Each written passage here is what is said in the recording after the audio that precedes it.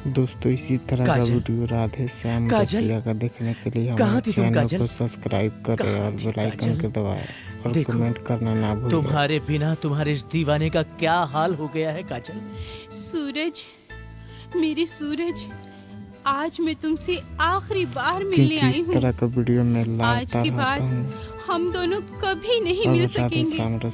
तकदीर ने हमें एक दूसरे से हमेशा हमेशा के लिए जुदा कर दिया है। सूरज, ये क्या कह रही हो काजल?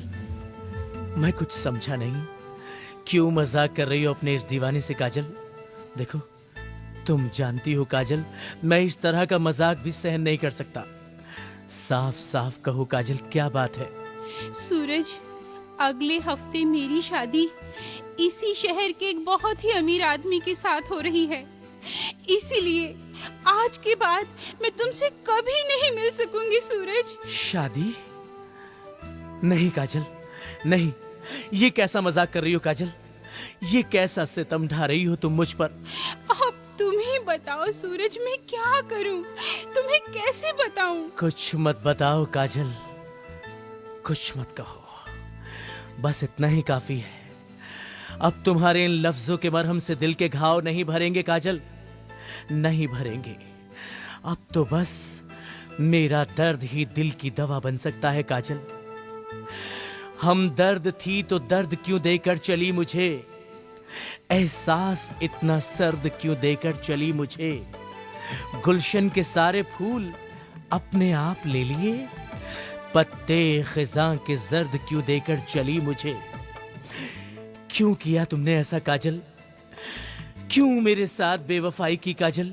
क्यों क्यों? दर्दे दवाई बनल सुनहर जाई, कि रब का रसम मर जाई हो, कि रब का रसम मर जाई।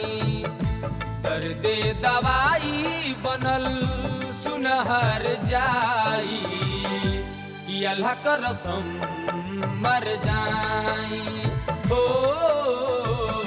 कि खुदा का रसम मर जाई।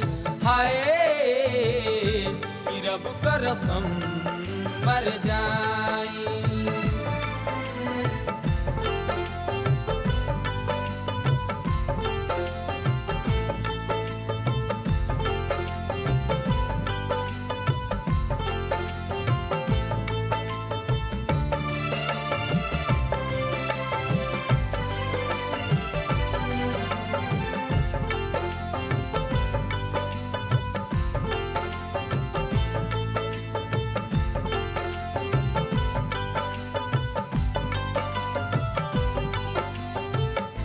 दिलवा में आशा बा तोहरा प्यार के, कहत देखा दीही आपन सीना फाड़ के।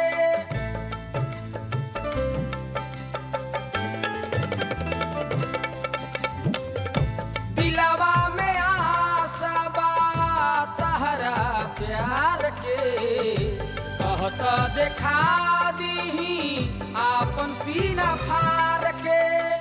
मन के अपना मंदिर में लिहनी बसाई, कि रब का रसम मर जाई हो, कि अल्लाह का रसम मर जाई। हाय, कि रब का रसम मर जाई।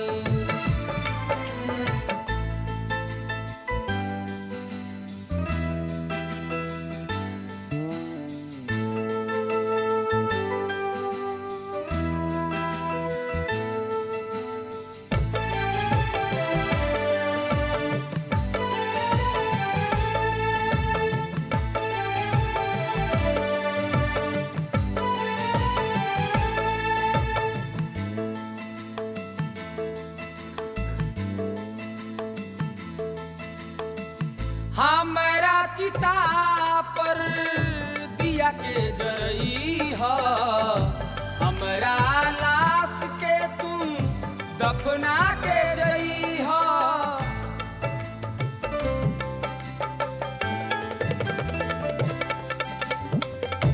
हमरा